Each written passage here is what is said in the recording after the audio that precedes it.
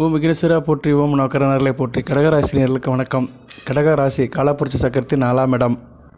மாதுருகாரகன் சந்திரனின் ஆட்சி வீடு. ஈவு இறக்கமுள்ள ராசி கடகராசி. தெய்வத்தின் நடமாட்டம் இருக்குது. நான் கடந்த வீடியோ ஒன்று போட்டேன், தெய்வ சக்தி உங்கள் வீட்டில் இருக்குன்னு. உண்மைதான், தெய்வசக்தி உங்கள் வீட்டில் இருக்குது. ஏன்னா ராசிக்கு 5ஆம் இடம் குரு பார்வையில் இருக்குது. 2ஆம் இடத்துக்கு கேது வராரு. 9ஆம் இடத்துல சுபகிரகங்கள் தொடர்பு இருக்குது. சுக்கிர புதன் நல்ல விதமாக பார்க்கப்படுகிறது. கேது 2ஆம் இடத்துக்கு வந்தாலும் 2ஆம் இடம் குடும்பத்துக்குள்ள ஒரு ஆன்மீக கிரகம் வருது, ஒரு நல்ல அமைப்பு தான்.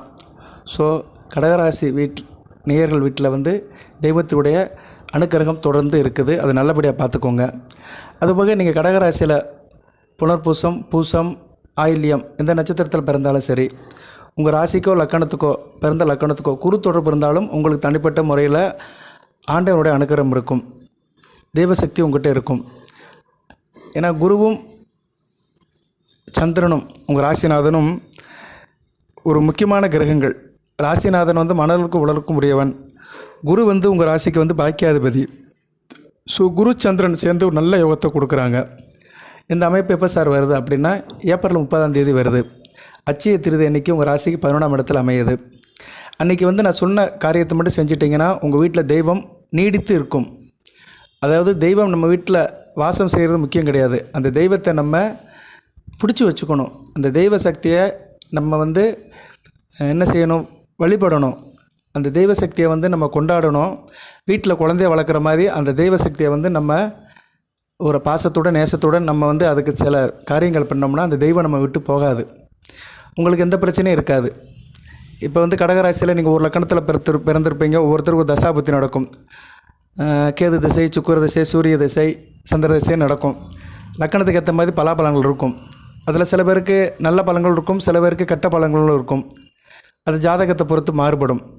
எது எப்படி இருந்தாலுமே இப்போ இருக்கிற நிலப்பரப்பத்தின்படி, கிரக நிலையின்படி சில பூஜை புனஸ்காரங்கள் முக்கியமான நாள் அன்றைக்கி செஞ்சிட்டிங்கன்னா எல்லாம் நல்லபடியாக முடியும். அதாவது வேத ஜோதிடத்தில் என்ன சொல்லியிருக்காங்கன்னா, கிரக சஞ்சாரம் ஒரு பக்கம் சாதகம் பாதகம் இந்த அமைப்பில் இருந்தாலும் சரி, சில பேருக்கு சாதகமாக இருக்கும், சில பேருக்கு பாதகமாக இருக்கும். ஆனால் பொதுவாக நம்ம ஒரு குறிப்பிட்ட நாள் அன்றைக்கி சில காரியங்களை பார்த்து செஞ்சிட்டோம்னா நமக்கு எந்த பிரச்சனையும் வராது. நாள் பார்க்குறவங்களுக்கு கோள்கள் ஒன்றும் செய்யாது. சூட்சுமத்தை தெரிஞ்சுக்கணும் நேயர்களே. ரைட்டு. இப்போ சித்திரை 17 ஏப்ரல் 30ஆம் தேதி அட்சய திருதி வருது. முக்கியமான நாளாக பார்க்கப்படுகிறது. உங்கள் ராசிக்கு 11ஆம் இடத்துல நடக்குது. உங்கள் ராசிநாதன் ரோஹிணி நட்சத்திரத்தில் உச்சம் அடைகிறார். அன்றைக்கி நல்ல விதமாக பார்க்கப்படுகிறது. புதன்கிழமை வருது. பொண்ணு கிடைச்சாலும் புதன் கிடைக்காது. பொதுவாக அட்சய திருதி அன்றைக்கி எல்லோரும் பொண்ணு வாங்குவாங்க. அது அப்புறம் பார்த்துக்கலாம். பொண்ணு வாங்குறத பற்றிலாம் அப்புறம் பேசலாம். புதன்கிழமை வருது. ரோஹிணி நட்சத்திரத்தை அன்றைக்கி நல்ல விஷயத்தில் வருது. குருச்சந்திர யோகத்தில் 11ஆம் இடத்துல வருது. உங்கள் ராசிக்கு 1, 6, 9 கூடயும் கூட ராசிநாதன் சேர்ந்து நல்ல ஒரு பலனை கொடுக்குறாரு. தான் உச்ச வீட்டிலேயே அவர் நல்ல நிலைமையில் இருக்கிறாரு. இந்த அட்சய திருதியை கிட்டத்தட்ட ஒரு 60 வருஷத்துக்கு கழித்து ஒரு நல்ல நிலைமைக்கு வருது. ஒரு அபூர்வமான அமைப்பு. ஏன்னா எந்த இடத்துல நமக்கு எந்த ராசியில் இது நடக்குதோ அந்த ராசியில் உள்ள கிரகம் சுக்கிரன் பரிவர்த்தனையில் இருக்கிறாரு. ரிஷப ராசியில் நடக்குது அட்சய திருதியை. அந்த ராசிநாதன் சுக்கிரன் அவர் பரிவர்த்தனையில் இருக்கிறாரு. அதுபோக உங்கள் ராசிக்கு 4 11 கூடியவர். அவர் தைரிய சுகஸ்தானாதிபதி, லாபஸ்தானாதிபதி. ஸோ 4 11 கூடிய சுக்கிரன் பரிவர்த்தனை யோகத்தில் இருக்கிறாரு. நல்லா அமைப்பாக பார்க்கப்படுகிறது. குரு சுக்கிரன் பரிவர்த்தனை யோகத்தில் இந்த அட்சய திருதி நடக்குது. உங்கள் ராசிக்கு 2 கூடிய சூரியன் 10ஆம் இடத்துல உச்சமாக இருக்கிறாரு. அருமையான அமைப்பு. தொழிற்காரகன் சுக்கிரன் சூரியன் திக்பலம் பெற்று இருக்கிறாரு. சூரியன் இந்த நேரத்தில் நல்ல ஒரு பவராக ஃபோர்ஸாக இருக்கிறாரு. புதன் ஒரு ராசிக்கு அவரும் 10ஆம் இடத்துல சஞ்சரிக்கிறாரு. அன்றைக்கி தான் வராரு 10ஆம் இடத்துக்கு. ஸோ கிரக நிலைகள்லாம் மிகச்சாதகமாக இருக்குது. அன்றைக்கி ஒரு குறிப்பிட்ட பூஜை பண்ணிடுங்க. ஒரு சின்ன பூஜை பண்ணிடுங்க வீட்டில். குறிப்பிட்ட பூஜைன்னு சொல்ல முடியாது. அந்த குறிப்பிட்ட நாளில் குறிப்பிட்ட நேரத்தில் அந்த டயத்தில் அந்த பூஜை பண்ணிட்டீங்கன்னா உங்களுக்கு வீட்டில் அந்த அஷ்டலட்சுமியும் குபேரனோட அனுக்கிரமும் இருக்கும். பொதுவாக அட்சய திருதினாலே லட்சுமியை மையப்படுத்தி நடக்கிற விசேஷம்தான். குபேர கடவுளுக்கும் வேண்டிய நாள் தான். அதனால தான் அட்சய திருதி அன்றைக்கி வாங்கின பொருள் வீட்டில் நீடித்து இருக்கும். அன்றைக்கி எதனாச்சும் பொருள் வாங்கினோம்னா நம்ம வீட்டில் அடிக்கதோறுக்கு பொருட்கள் வாங்குவோம். வீட்டில் நிறைய பொருட்கள் சேரும். அட்சய பாத்திரம் அல்ல அது குறையாது. அது மாதிரி நம்ம வாங்கி போட்டுக்கிட்டே இருப்போம். வாங்கி போடுற அளவுக்கு நமக்கு காசு பணம் வந்துக்கிட்டே இருக்கும். நம்மளை சுற்றி நல்ல காரியம் நடக்கும். வீட்டுக்கு தேவையான பொருட்கள்லாம் வாங்கி போடுவோம். வீடு வந்து மகிழ்ச்சியாக இருக்கும், சந்தோஷமாக இருக்கும். இப்படி நிறையா சொல்லிட்டு போகலாம். சரி சார், இந்த அட்சய திருதியை பற்றி சொல்லிவிட்டு அதுக்கு பின்னாடி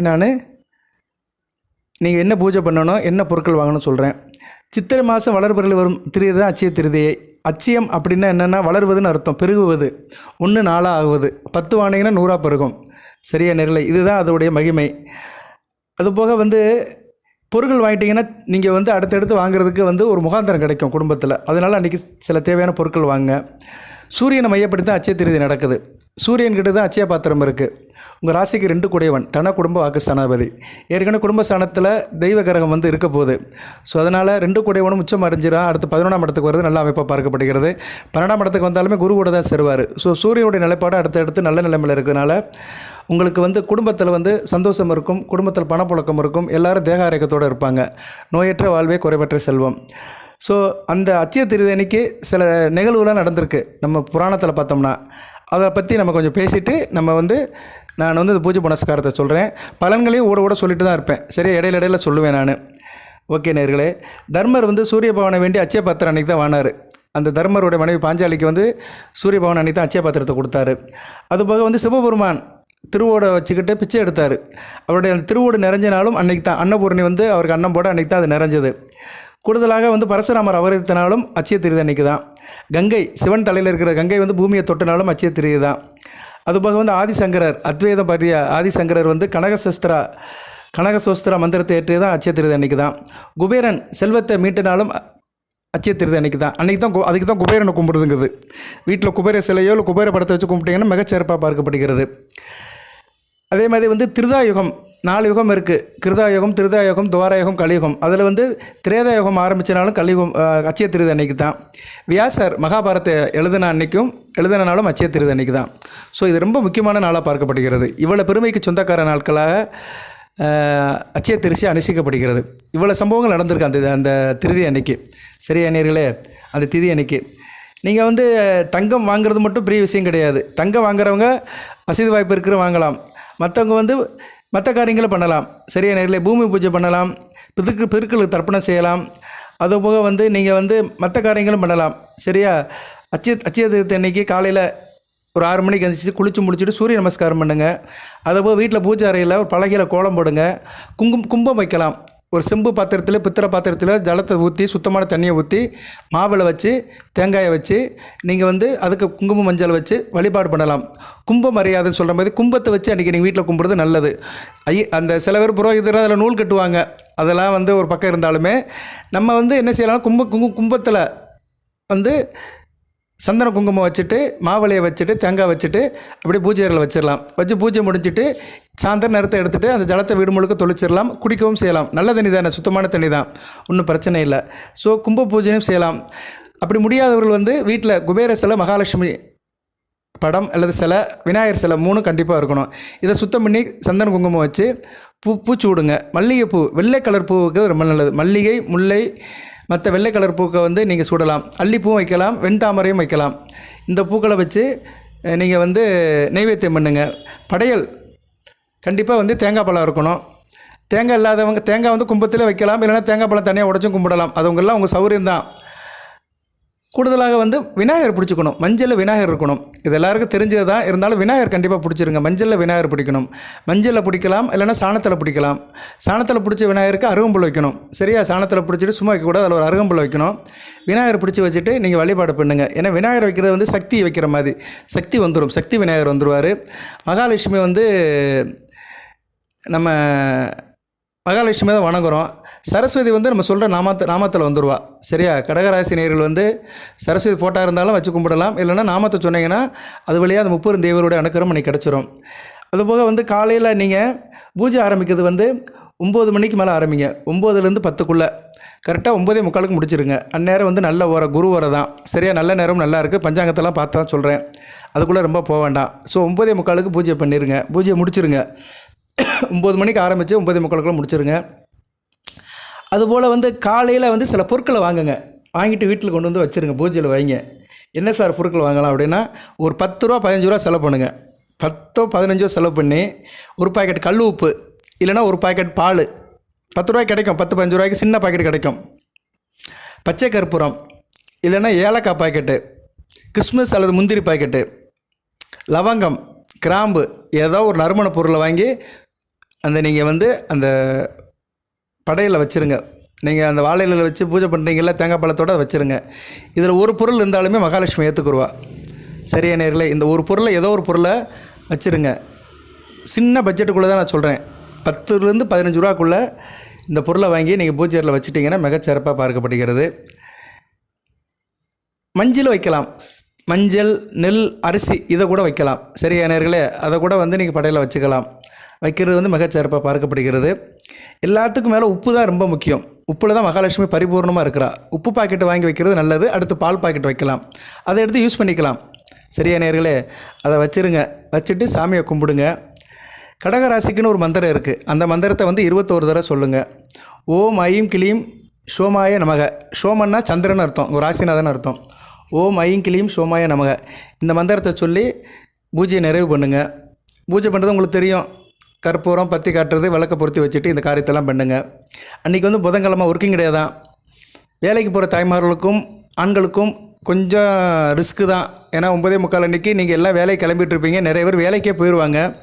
அப்போ யார் சார் வீட்டில் செய்யலாம் அப்படின்னா, வீட்டில் இருக்க பெரியவங்க செய்யுங்க, இல்லை பெண்கள் செய்யுங்க, வீட்டில் இருக்க தாய்மார்கள் செய்யுங்க. இல்லைன்னா வீட்டில் சில இப்போ ஒகேஷனல் லீவு தான், வீட்டில் படித்து முடித்தவர்கள் இருப்பாங்க. காலேஜ் படிக்கிற பெண்களோ ஆண்களோ இருப்பாங்க. அவங்க வீட்டில் இருக்கவங்க கூட சேர்ந்து இந்த பூஜை பண்ணலாம். அம்மா அப்பா இல்லாமல் இருந்தாலும் வீட்டில் இருக்க பெண் பிள்ளையை செய்யலாம். சரியா, கன்னி பெண்கள் கூட செய்யலாம். வீட்டில் இருக்கிற அண்ணன் கூடயோ தம்பி கூடயோ நீங்கள் செஞ்சு நீங்களாக சாமி கும்பிடலாம். சரியா நேரில், இறைவனை யார் வேணாலும் வீட்டில் வணங்கலாம். கண்டிப்பாக வீட்டில் தான் செய்யணும். இது கோயிலுக்கு போகிறதுலாம் அடுத்தது தான், அது உங்கள் சாய்ஸ். நீங்கள் சாயந்தரம் கோயிலுக்கு போகலாம், காலையில் கோயிலுக்கு போகலாம், அதெல்லாம் உங்கள் சாய்ஸ் தான். ஆனால் வீட்டில் நீங்கள் கண்டிப்பாக இந்த வழிபாடு செய்யுங்க, நல்லபடியாக இருக்கும். நான் சொன்ன பொருட்கள் ஏதோ ஒரு பொருளை வாங்கி வச்சு செய்யுங்க. அதுபோக அஷ்டலட்சுமி மந்திரத்தை சொல்லுங்கள். விநாயகரோட காயத்ரி மந்திரத்தை சொல்லுங்கள். ஓம் சிவமயம் அருள்மு கற்ப விநாயகர் துணை கணபதி காயத்ரி. ஓம் ஏகதந்த உத்மகி வக்கரதுண்டா திமகி தந்தம் வந்த பரஸ்வதியாத். மந்திரம் ஓம் ஸ்ரீம் கிரீம் கிளீம் கிளும் கமனித கணிதபய நமக. அந்த மந்திரத்தை சொல்லுங்கள். விக்னேஸ்வரர் நாமத்தை சொல்லுங்கள். மகாலட்சுமியோட அஷ்டலட்சுமி மந்திரத்தை சொல்லுங்கள். இல்லைனா தமிழில் நான் சொல்கிற மந்திரத்தை சொல்லுங்கள்.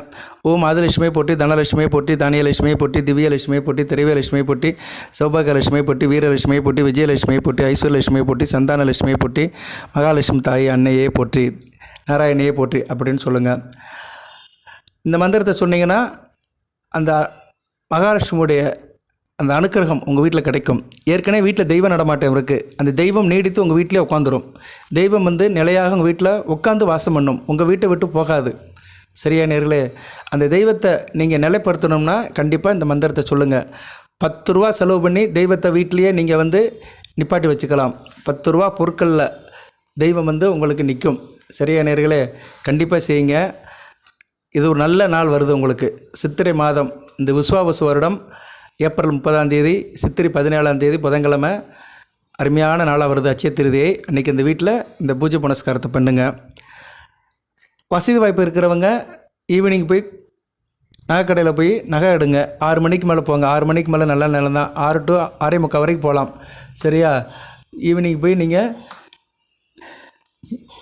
நகை எடுக்கலாம், மற்ற பொருட்கள் வாங்கலாம். என்ன பொருட்கள்னாலும் வாங்க, இதுதான் வாங்கணும் கிடையாது. உங்களுக்கு பிடித்த பொருட்களை, நல்ல பொருட்களை, வீட்டுக்கு தேவையான பொருட்களை வாங்க. ஆனால் முக்கியமானது இந்த பூஜை புனஸ்காரம் தான். அந்த பூஜை செய்யும்போது இந்த பொருட்களை வாங்கி வச்சுருங்க. எங்கேயும் அலைய வேண்டாம், பக்கத்தில் இருக்கிற பெட்டி கடையில் போய் வாங்கி வச்சுருங்க. சாமானியப்பட்ட மக்களுக்கும் சாதகம் நடக்கணும், அவங்க வாழ்க்கையிலும் சந்தோஷம் நிறையணும், அவங்களுக்கும் லாபம் வரணும், அதிர்ஷ்டம் கொடுக்கணும், அந்த அஷ்டலட்சுமியுடைய அனுக்கிரகம் கிடைக்கணும். அதுக்காக தான் இதை சொல்லியிருக்கிறேன். நல்லபடியாக இருக்கும். அதுபோக இந்த வழிபாடு பண்ணிட்டாலே உங்களுக்கு தேக ஆரோக்கியம் நல்லாயிரும். சரியா, அஷ்டலட்சுமி இருக்கிற இடத்துல அனைத்து லட்சுமி வந்துடுவா. அஷ்டலட்சுமினாலே 8 லட்சுமி தான். அந்த குபேரனோட அனுக்கிரகம் கிடைக்கும். ஸோ லட்சுமி இருக்கிற இடத்துல எல்லா தெய்வங்களும் வந்துடும். 30 தேவியிலும் வந்துடுவாங்க. 30 தேவியில் தேர்த்திட்டு மும்மூர்த்தியிலும் வந்துடுவாங்க. தாய் தப்பனை தேடிட்டு முருகப்பெருமான் வந்துடுவார், விநாயகர் வந்துடுவார், எல்லாருமே வந்துடுவாங்க. நாராயணமூர்த்தி வந்துடுவார், பிரம்மனும் வந்துடுவார். ஸோ மும்மூர்த்திகளும் 30 தேவிகளும் உங்கள் குடும்பத்தில் இருப்பாங்க. இதை நீங்கள் அவங்களை விட்டுறாதீங்க, அவங்களை விடாமல் இருக்கணும். வெள்ளி செவ்வாய்க்கு தொடர்ந்து பூஜை நமஸ்காரம் பண்ணணும். இப்போ கடகராசிக்கு நல்லா தான் இருக்குது. ஒன்றும் கெடுபடிலாம் ஒன்றும் இல்லை. அஷ்டமச்சனியெல்லாம் முடிஞ்சு போச்சு. எந்த குறிஷிலாம் எதுவுமே இல்லை. அடுத்து ராகு பயிற்சி வருது. ராகு 8ஆம் இடத்துக்கு வராரு, கேது 2ஆம் இடத்துல இருக்கிறாரு. 2ஆம் இடத்துல கேது இருக்கிறது கூட பெரிய விஷயம் கிடையாது. 8ஆம் இடத்துல ராகு இருக்கிறதுனால நீங்கள் வந்து கற்பனைசாமி வழிபாடை அதிகப்படுத்துங்க. அடுத்து இந்த வீடியோ வாயிலாக சொல்கிறேன். வருகிற மே 18க்கு மேலே ராகுகேது பயிற்சி முடிஞ்ச பின்னாடி கற்பனைசாமி வழிபாடை அதிகப்படுத்துங்க. மாதம் ஒரு சனிக்கிழமை கற்பனைசாமி கோயிலுக்கு போங்க, கற்பனைசாமி வழிபடுங்க. அவரோட மந்திரம் ஏற்கனவே நான் பல வீடியோவில் சொல்லியிருக்கிறேன். இந்த வீடியோவில் என்க்ளோஸ் பண்ணுறேன், அதையும் நீங்கள் படிக்கலாம். மந்திரம் எவ்வளோ வேணாலும் சொல்லலாம். சரியா நேரில் சுக்கிர மந்திரத்தையும் சொல்கிறேன், கற்பனைசாமி மந்திரத்தையும் சொல்கிறேன். ஏன்னா சுக்கிரனும் இப்போ வந்து உங்கள் ராசிக்கு 9ஆம் இடத்துல கொஞ்சம் குருசியில் தான் இருக்கிறாரு. ஸோ அவர் மந்திரத்தையும் சொல்கிறேன், அவர் மந்திரத்தையும் நீங்கள் வந்து அந்த பூஜையில் சொல்லுங்கள். சுக்கிரனுக்கு வந்து ஆனந்த பைரவர் மந்திரம், ருரு ஆனந்த பைரவர். ஓம் ஆனந்த ரூபாய வித்மகி டங்கேஷா தீமகி தன்னோ ருரு பைரவ பிரசோதயாத். இந்த மந்திரத்தை டிஸ்பிளேயில் நான் போடுறேன், வீடியோவில் போடுறேன், அதை நீங்கள் ஸ்க்ரீன்ஷாட் எடுத்து வச்சுக்கோங்க. சுக்கிர மந்திரத்தை அடிக்கடி சொன்னீங்கன்னா சுகப்படுவீர்கள், குடும்பத்தில் சந்தோஷம் இருக்கும். 4-11 கூடியவன், சுகஸ்தானாதிபதி லாபஸ்தானாதிபதி, மிகச்சிறப்பாக இருக்கும். அடுத்து சுக்கிரன் வந்து உங்கள் ராசிக்கு 10-11 குருவோட சேராரு, மிகச்சிறப்பாக இருக்கும். நல்லா இருக்குங்க. இந்த வாய்ப்பை மறந்துடாதீங்க. முக்கியமான நாளன்னைக்கு இந்த சுலோகத்தை சொன்னீங்கன்னா மிகச்சிறப்பு தான். கற்பனைசாமி சுலோகத்தை வந்து நீங்கள் வீட்டில் சொல்ல வேண்டாம், வீட்டில் வச்சு நீங்கள் இது பண்ண வேண்டாம்.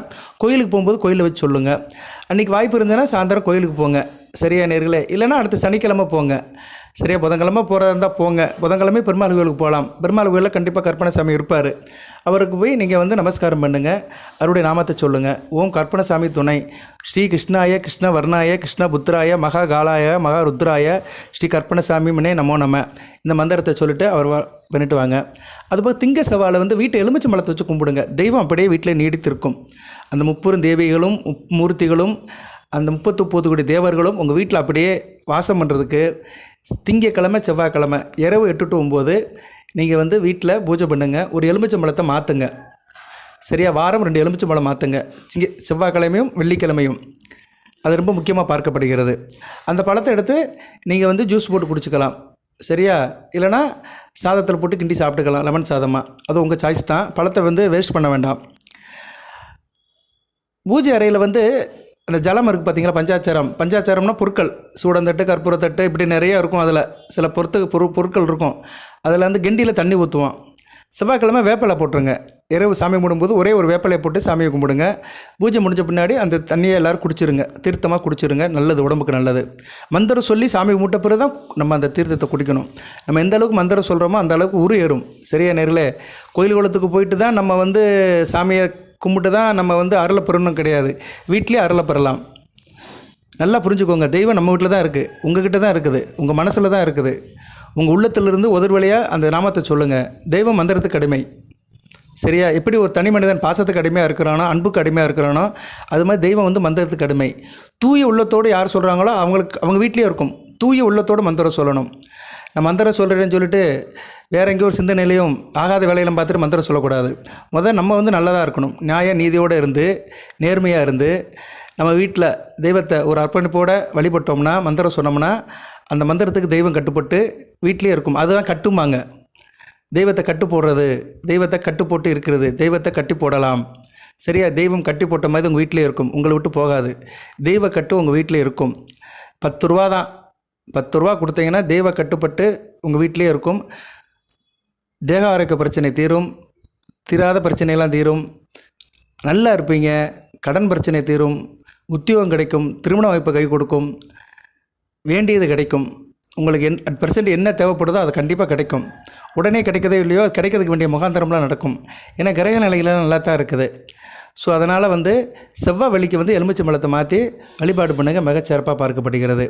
சரி சார், பலன்கள் எப்படி சார் இருக்குது இப்போ அப்படின்னு பார்த்தோம்னா, புதன் 10ஆம் இடத்துக்கு வராரு. 3-12 கூட 10ஆம் இடத்துக்கு வரதுனால தூரதேச அமைப்புகளெல்லாம் சிறப்பை கொடுக்கும். சரியா நேரில்? வியாபாரத்தில் நல்ல ஒரு ஏற்றம் இருக்கும், தொழில் நல்லபடியாக அமையும், திறமை கட்ட தொழில் அமையும், பேச்சில் வல்லவராக இருப்பீங்க, பேசி பழிக்கிறவங்க நல்லாயிருக்கும். டீச்சர் வேலை பார்க்குறவங்க, வக்கீல் வேலை பார்க்குறவங்க, பட்டிமன்ற நண்பர்கள், திரைப்படத்துறையில் வேலை பார்க்குறவங்க, டப்பிங் குரல் கொடுக்குறவங்க, பின்னணி பாடகர்கள், இவங்களுக்கு நல்லாயிருக்கும். எழுத்து வறுமை நல்லாயிருக்கும். எழுத்து பணி, டேபிள் ஒர்க் பண்ணுறவங்க, இசை சம்மந்தப்பட்ட வேலையில் இருக்கிறவங்க, கலை, ஓவியம், ஆடல், பாடல் இதில் இருக்க நல்லாயிருக்கும். கணிதம், விஞ்ஞானம் படித்தவங்களுக்கு நல்லாயிருக்கும். மேக்ஸ் அண்ட் சயின்ஸ் படித்தவங்களுக்கு மிகச்சிறப்பாக பார்க்கப்படுகிறது. சித்திரக்கலை, சித்திரம் வரைகிறவங்க, சித்திரம் இருக்கிறவங்க, வானசஸ்திரம், வேத சாஸ்திரம், ஜோதிடம் சம்மந்தப்பட்டவங்களுக்கு மிக நல்ல சிறப்பாக பார்க்கப்படுகிறது. நல்லா இருப்பீங்க. கையில் காசு பணம் தாராளமாக இருக்கும். எப்பயும் ஆதாயம் இருக்கும். எல்லாத்துக்கும் உண்மை வளராக இருப்பீங்க. நல்லாயிருக்கும். 10ஆம் இடத்துல இருக்கிற புதன் வந்து புதாதித்ய யோகத்தோடு இருக்கிறார். உங்கள் ராசிக்கு 2, 3, 12 கூடியவர்கள் வந்து 10ஆம் இடத்துல இருக்குது. தைரிய வீரிய கரையத்தோடு இருப்பீங்க. அடி கொடுத்தால் பிடி கொடுக்க மாட்டீங்க. களவு மணி நல்ல குடும்பமாக இருப்பீங்க, நல்ல விதமாக பார்க்கப்படுகிறது. அதுபோல் சுக்கிரனும் குருவும் பரிவர்த்தனை யோகத்தில் இருக்கிறாங்க. அதனால தான் இந்த அட்சய திருதியை வந்து ரொம்ப ரேராக நடக்குது. கிட்டத்தட்ட ஒரு 60-70 வருஷத்துக்கு பின்னாடி நடக்குது. ஏன்னா குரு வந்து ரிஷபத்தில் இருக்கிறது முக்கியமான விஷயம். அதே மாதிரி குரு வீட்டில் சுக்கிரனும் சனி பகவான் இருக்கிறாங்க. சனி பகவான் வந்து உங்கள் ராசிக்கு 9ஆம் இடத்துல பாக்கியஸ்தானத்தில் இருந்தாலுமே குரு வீட்டில் நல்ல நிலைமையில் இருக்கிறாரு. ராகுபடியில் இருக்கிறார் இல்லைன்னு சொல்ல முடியாது. இருந்தாலும் குரு வீட்டில் இருக்கிறாரு. ராகு கூட இருந்தாலுமே ராகு வந்து புரட்டாதி நட்சத்திரம் தான் வாங்கியிருக்காரு, குரு சாரத்தில் தான் இருக்கிறாரு. அதனால் அந்தளவுக்கு கெடுபலங்கள் இருக்காது. எல்லாமே குரு சம்மந்தப்பட்டு இருக்கிறதுனால நிலைமை கட்டுக்குள்ளே தான் இருக்கும். பொதுவாக எந்த ஒரு கிரகமுமே குரு வீட்லேயோ குரு நட்சத்திரம் சம்மந்தப்பட்டோ இருந்துச்சுன்னா அந்த அளவு கெடுபலங்கள் கொடுக்காது. ஏன்னா குரு வந்து இயற்கை சுவர், யாரையும் கெடுக்க மாட்டார், கொடுக்க தான் நினைப்பார். சரியா? குரு பார்க்க கோடி நன்மை. ஸோ சனி ராகு பகவான் 2 பேருமே குரு சம்மந்தப்பட்டு இருக்குது, மிகச்சிறப்பாக பார்க்கப்படுகிறது. இந்த அபூர்வமாக வரும் அட்சய திருதி அன்னைக்கு நம்ம சொன்ன டயத்தில் காலையில் சில கடமைகளை செஞ்சுட்டு 9:45 அந்த பூஜையை முடிச்சிங்கன்னா மிகச்சிறப்பாக இருக்கும். தெய்வம் கட்டுண்டு வீட்டிலே இருக்கும். தெய்வத்தை கட்டி போட்டு நீங்கள் வீட்டில் வச்சுக்கலாம், உங்களை விட்டு போகாது. அவ்வளோதான்.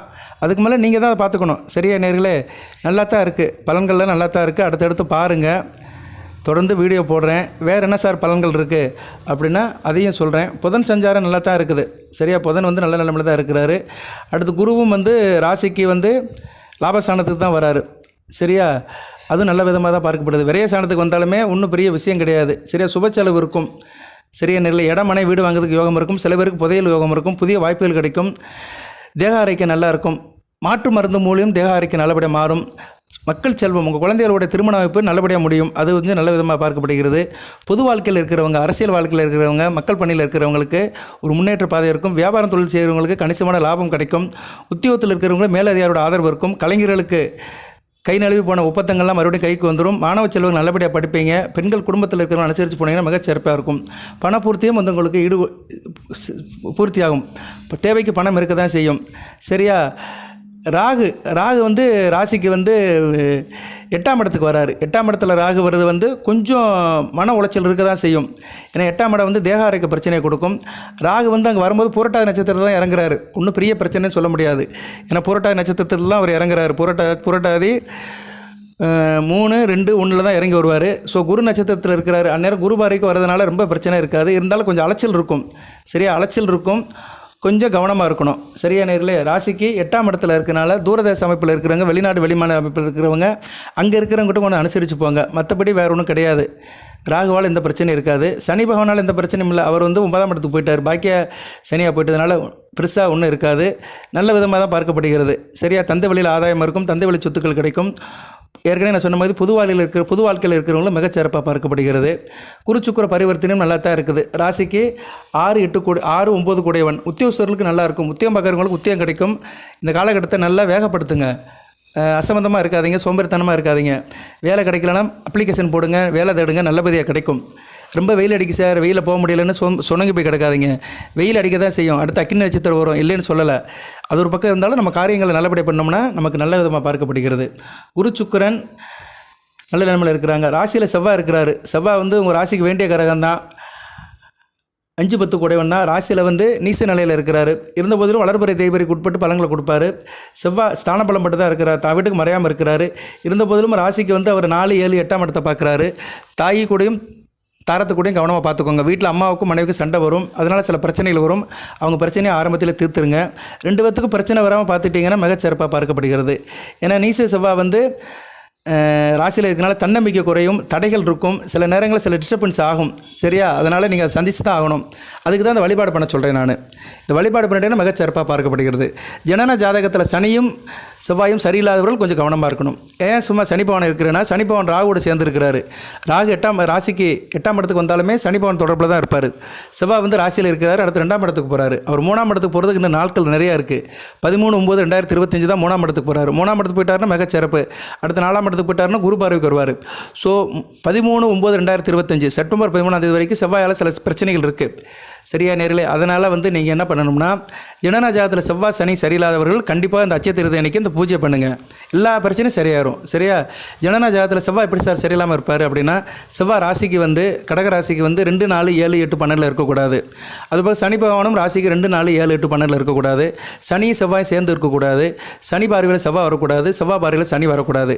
இப்படி அமைப்பில் இருக்கிறவங்க கண்டிப்பாக அட்சய திருதி அன்னைக்கு பூஜை பண்ணி தான் ஆகணும். சரியா? இவங்களுக்கு தான் முக்கியமாக சொல்லப்படுகிறது, எல்லாத்துக்கும் வராது. கடகராசியில் பிறந்து எல்லோரும் கஷ்டப்படுறாங்களா? இல்லை. எல்லோரும் நல்லா இருக்கிறாங்களா? அதுவும் இல்லை. சில பேருக்கு சில நேரத்தில் கொஞ்சம் கஷ்டமாக இருக்க தான் செய்யும், அதை நான் இல்லைன்னு சொல்லலை. ஒரே வீட்டில் 2 பேர் கடகராசியில் பிறந்திருப்பாங்க, ஒருத்தர் நல்லா இருப்பான், ஒருத்தர் நல்லா இருக்க மாட்டான். ஏன்னா அவனுக்கு வந்து அவன் நல்லா இருக்கிற ஜாதகத்தில் சனி செவ்வாய் நல்ல நிலைமையில் இருப்பாங்க, ராசிக்கும் லக்கணத்துக்கும் நல்ல நிலைமையில் இருப்பாங்க. சரியில்லாதவன் ஜாதகத்தில் நல்லா இருந்திருக்க மாட்டாங்க. ஸோ போட்டு அமுக்கும், பிரச்சனை இருக்கும். அதுக்காக தான் திருப்பி சொல்கிறேன், ஜனன ஜாதகத்தில் இப்போதைக்கு சனி செவ்வாய் சரியில்லாதவர்கள் இந்த வழிபாடு பண்ணுங்க. செவ்வாய்க்கிழமை கற்பனை சாமியை கும்பிடுங்க. செவ்வாய்க்கிழமை அந்த ராகு வரும் 3 to 4:30 அந்த நேரத்தில் வந்து கற்பனை சாமியை கும்பிடுங்க. 3 to 4:30 வந்து ஈவினிங் டயத்தில் தான் வரும். போகலாம், 4 மணிக்கெல்லாம் கோயில் திறந்துருவாங்க. நீங்கள் அந்தளவுக்கு கற்பனை சாமியை கும்பிட்றீங்களோ அந்தளவுக்கு 150% உங்களுக்கு பிரச்சனை தீர்ந்து போயிடும். சரியா? இது கோயில் வழிபாடு. வீட்டில் வழிபாடு வந்து செவ்வாய் வெள்ளிக்கு அந்த எலுமிச்சம்பழம் வழிபாடு பண்ணிங்கன்னா எல்லா தெய்வமும் உங்களுக்கு கட்டுப்பட்டுரும். மும்மூர்த்திகளும் 30 தெய்வங்களும் 39 கோடி தேவர்களும் உங்கள் வீட்டில் வந்து வாசம் பண்ணுவாங்க. எல்லா பிரச்சனையும் தீர்ந்து போயிடும். அந்த மந்திரத்தை நான் சொல்லிட்டேன், திருப்பி சொல்ல வேண்டிய அவசியம் இல்லை. அந்த மந்திரத்தை தயவு வந்து செய்யுங்க, படிங்க. நான் அந்த வீடியோவில் ஸ்க்ரீன்ஷாட் அனுப்புகிறேன். சரியா நேர்களே? ஓகே. உங்களுக்கு வந்து இந்த வீடியோ பதிவில் வந்து முக்கியமான சில தகவல்களை சொல்லியிருக்கிறேன். உங்கள் வீட்டில் தெய்வம் இருக்குது, அந்த தெய்வத்தை எப்படி ரீட்டைன் பண்ணலாம், அந்த தெய்வத்தை எப்படி வீட்டில் கட்டி போடலாம், வீட்டை விட்டு எப்படி வெளியிடக்கூடாது, அந்த தெய்வத்தை வீட்டிலே இருந்துச்சுன்னா உங்களுக்கு சில நல்ல காரியம் நடக்கும், குடும்பம் நல்லாயிருக்கும், தொட்ட காரியம் தொழுங்கும், காரிய அனுகூலம் இருக்கும், நினச்சதெல்லாம் முடிப்பீங்க. அடுத்து வந்து பலன்கள் சொல்லியிருக்கிறேன். அதுபோக வந்து ஜனன ஜாதகத்தில் சனி செவ்வாய் சரியில்லாமல் இருந்தால் என்ன பிரச்சனை அதையும் சொல்லியிருக்கிறேன். கற்பனைசாமி வழிபாடு, சுக்கிர வழிபாடு சொல்லியிருக்கிறேன். இதை தொடர்ந்து செய்யுங்க. சரியா நேர்களே? செவ்வாய் வெள்ளிக்கு எலுமிச்சம்பழத்தை வச்சு சாமி கும்பிடுங்க, எல்லா பிரச்சனையும் சரியாயிரும். யாரும் வந்து எங்கேயும் போக வேண்டாம், ஜோசியக்காரனை பார்க்க வேண்டாம், யார்கிட்டையும் போக வேண்டாம், எதையும் செய்ய வேண்டாம். வீட்டிலே இந்த காரியத்தை பண்ணி வந்தீங்கன்னா மிகச்சிறப்பாக பார்க்கப்படுகிறது, நல்லாயிருக்கும். அதுபோக வீட்டில் அரிசி உப்பு காலியாகாமல் பார்த்துக்கோங்க. அரிசி வந்து சந்திரன், உப்பு வந்து சுக்கிரன், 2 பேருமே ரொம்ப முக்கியமானவர்கள். சுக்கிரன் உங்கள் ராசிக்கு 4-11 கூடையவன், சந்திரன் உங்கள் ராசிநாதன். வீட்டில் அரிசியும் உப்பும் காலியாகக்கூடாது. ரேஷன் அரிசியானாச்சும் வாங்கி வைங்க. தயவுசெய்து அரிசியை வந்து தட்டுப்பாட வைக்காதீங்க. தீர்ந்து போகிற வரைக்கும் சும்மா பார்த்துட்டு வேடிக்கை பார்த்துட்டு இருக்காதீங்க. சாப்பாடு அரிசி ஒரு பக்கம் இருந்தாலும் சரி, ரேஷன் அரிசினாச்சும் வீட்டில் இருக்கட்டும். சரியா? அதை ஒரு 20 கிலோ வாங்கி வீட்டில் வச்சுருங்க, எப்பயும் இருக்கட்டும். வீட்டில் எந்த பிரச்சனையும் வராது. அரிசி இருந்தாலே எங்கள் அம்பாள் இருப்பா. சரியா நேர்களே? இன்னும் நிறைய தகவலாம் இருக்குது, அடுத்தடுத்து சொல்கிறேன். வீட்டை சுத்தபத்தமாக வச்சுக்கோங்க. செடி கொடிகளுக்கு தண்ணி ஊற்றுங்க. பெரியவங்ககிட்ட ஆசீர்வாதம் வாங்குங்க. பெரியவங்களுக்கு வந்து குடும்பத்தில் சாப்பாடு எடுத்து நீங்களே கொடுங்க. சில பேர் வீட்டில் வச்சுட்டு போயிடுவாங்க, வேலை வெட்டிக்கு போகிறவங்க வச்சுட்டு போயிடுவாங்க, பெரியவங்க எடுத்து சாப்பிட்டுக்குருவாங்க. நீங்கள் வீட்டில் இருந்தீங்கன்னா அவங்களுக்கு உங்கள் கையால் பரிமாறுங்க. வீட்டில் இருக்க தாய்மார்கள், உங்கள் மாமனார் மாமியார் இல்லைனா தாத்தா பாட்டி யாருனாச்சும் இருந்தாலுமே அவங்களுக்கு கைமாற பரிமாறு பண்ணுங்கள். அவங்களுக்கு சாப்பாடு கொடுங்க, தண்ணி கொடுங்க. இதெல்லாம் சில காரியங்கள் வீட்டுக்குள்ளேயே செஞ்சீங்கன்னா தெய்வம் வந்து உங்கள் செயலை பார்த்து வீட்டிலே இருக்கும். நீங்கள் வேலைக்கு வெட்டிக்கு போகிறது, தொழில் பண்ணுறது, வியாபாரம் பண்ணுறதெல்லாம் பணத்துக்காக செய்கிறீங்க. ஆனால் அன்புக்காக, பாசத்துக்காக நீங்கள் வீட்டில் இருக்கிறவங்களை கவனிச்சிங்கனாலே தெய்வம் கூட இருக்கும். தெய்வம் எங்கே இருக்குது? கொண்டாடுற இடத்துல தான் இருக்குது. தெய்வம், குழந்தையும் தெய்வம் கொண்டாடும் இடத்துல. அதனால் நீங்கள் வீட்டில் இருக்க பெரியவங்களை பராமரிப்பு பண்ணுங்கள். அவங்களுக்கு முடியலன்னா அவங்கள மாத்திரை வாங்கி கொடுங்க, அவங்கள தேக ஆரோக்கியத்தை பாருங்கள், அவங்களுக்கு சில காரியங்களை பண்ணுங்கள், கைங்கரியம் பண்ணுங்கள். தெய்வம் கண்டிப்பாக உங்களை ஆசீர்வாதம் பண்ணும், உங்கள் கூடயே இருக்கும். சரியா நேர்களே? நிறைய சொல்லலாம், ஒன்றை தொட்டு சொல்லிக்கிட்டே இருக்கலாம். பட் வந்து எல்லாம் சொன்னாலுமே சுருக்கமாக ஒன்று சொன்னோம்னா, அன்பே சிவம். அன்போடு இருங்க. அன்பு தான் ரொம்ப முக்கியம். கருணையுடன் இருங்க. கடகராசி நேரில் ஏற்கனவே கருணை உள்ளவர்கள், இரக்கம் உள்ளவர்கள், ஈவு இரக்கம் கருணையும் உள்ளவர்கள். அதனால் நான் சொல்லி உங்களுக்கு தேவையில்லை, நான் சொல்லி உங்களுக்கு தெரிய வேண்டிய அவசியம் இல்லை. இருந்த போதிலும் கொஞ்சம் கூடுதலாக சொல்கிறேன். ராசியில் செவ்வாய் இருக்கிறதுனால கொஞ்சம் உஷ்ணமாக இருப்பீங்க, கொஞ்சம் பதட்டப்படுவீங்க, டென்ஷன் ஆவீங்க. அதெல்லாம் குறைச்சிக்கோங்க, பக்குவப்பட்டுக்கோங்க. பூஜை புனஸ்காரம் பண்ணிங்கன்னா எல்லாம் சரியாக போயிடும். வாழ்த்துக்கள் நேயர்களே. தொடர்ந்து வீடியோ போடுறேன். எது சந்தேகமான கமெண்ட் பாக்ஸில் கேளுங்க. ஜனன செக் பண்ணுற அணுகுங்க. வாய்ஸ் மெசேஜ் கொடுங்க, இல்லைன்னா டெக்ஸ்ட் மெசேஜ் கொடுங்க. வாட்ஸ்அப்பில் கூட நீங்கள் மெசேஜ் போடலாம், நான் பதில் சொல்லுவேன். இல்லைனா கமெண்ட் பாக்ஸில் போடுங்க. ஃபோன் எடுக்க முடியாது என்னால் சில நேரம்லாம். சரியா? எனக்கு வேலை வெட்டிகள் நிறையா இருக்குது. கோயில் குளத்துக்கு போயிட்டு வருவேன், இப்படி சேனலில் பேசுவேன், ஆர்டிக்கல் எழுதுவேன், ஜனன ஜாதகத்தை செக் பண்ணிகிட்ருப்பேன். அந்நேரம்லாம் ஃபோன் எடுத்து பேச முடியாது. அதனால் கடகராசினியர்களுக்கு ஒரு அன்பான வேண்டுகோள், எதாக இருந்தாலும் வாட்ஸ்அப்பில் வாய்ஸ் மெசேஜோ டெக்ஸ்ட் மெசேஜோ கொடுங்க. தொடர்ந்து பார்க்குறவங்களுக்கு, ரிட்டன் வியூவர்ஸுக்கு கோடான கோடி நன்றி. புதுசாக பார்க்குறவங்களுக்கு சிறந்தாழ்ந்த நன்றி. பொதுவாக நேயர்களுக்கு வந்து உங்கள் 2 பாதங்களும் தொட்டு வணங்குறேன். என்னை வாழ வைக்கின்ற நேயர்கள், கடகராசி நேயர்கள். நான் ஒரு ஜோதிடர் இருந்தாலுமே என் அறிவை ஷேர் பண்ணுறேன், அனுபவத்தை ஷேர் பண்ணுறேன். சில ஜோதிட தகவல்களும் சொல்கிறேன், சாதக பாதங்களை சொல்கிறேன், ஆன்மீக வழிபாடையும் சொல்கிறேன். நீங்கள் நல்லா இருக்கணும்னு சில நிறைய காரியங்களை சொல்கிறேன். சரியா? நான் ஒரு 10 சொன்னேன்னா அதில் ஒரு 4 கேளுங்க. இந்த 4 கேட்டாலே நல்வழிப்படுவீர்கள். எல்லாத்தையும் எல்லோரும் செய்ய முடியாது. நம்ம ஸ்கூலில் வாத்தியார் பாடம் எடுக்கிற மாதிரி தான் எல்லா பாடத்தையுமா படிக்க மாட்டோம். அந்த கொஸ்டின் பேங்குன்னு ஒன்று இருக்கும். அதை லைப்ரரியிலேருந்து எடுத்துகிட்டு வந்து அந்த கொஸ்டின் பேங்கில் என்ன கேள்வி கேட்டிருக்காங்களோ அந்த ஆன்சர் மட்டும் தான் படிப்போம். கண்டிப்பாக பரீட்சையில் அந்த ஆன்சர் தான், அந்த கொஸ்டின் தான் கேட்பாங்க. பாஸ் பண்ணிட்டு போயிடுவோம், மார்க் எடுத்துகிட்டு போயிடுவோம். எல்லா போஸ்ட்டையும் கவர் பண்ண மாட்டோம்.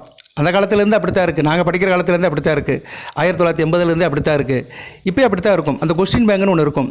அது மாதிரி இப்போ நாங்கள் சொல்ல தகவல்லாம் உங்களுக்கு கொஸ்டின் பேங்க் மாதிரி. இந்த முக்கியமான விஷயத்தை மட்டும் நீங்கள் செஞ்சிட்டிங்கன்னா நீங்கள் வாழ்க்கையில் சக்ஸஸ் ஆயிடுவீங்க. நன்றி நேயர்களே. எல்லாம் வல்ல இறைவன் கடகராசி நேயர்களுக்கு சில சௌபாகியத்தையும் சில ஐஸ்வர்யத்தையும் சில நன்மையிலையும் கொடுப்பார். புனர்பூசம் பூசம் ஆயிலியம் நட்சத்திர நேயர்களுக்கு எல்லாம் வல்ல இறைவன் அனைத்து வளங்கள் நலைகளும் கொடுத்து தேக ஆரோக்கியத்தையும் தீர்க்காயத்தையும் கொடுப்பார். தேக ஆரோக்கியத்தை தீர்க்காயலும் பெற்று நீடோடி வாழ்க, நிறைந்த வளம் பெறுக, இறையொருள் கிடைக்கட்டும். அச்சய திருதி முன்னிட்டு அச்சய பாத்திரம் மாதிரி உங்கள் வாழ்க்கையில் வற்றாத செல்வம் வரட்டும். அல்ல குறையாத அதிர்ஷ்டத்தை அனுபவிங்க. அனைத்தும் வசப்படும். வாழ்த்துக்கள் நேயர்களே. நன்றி.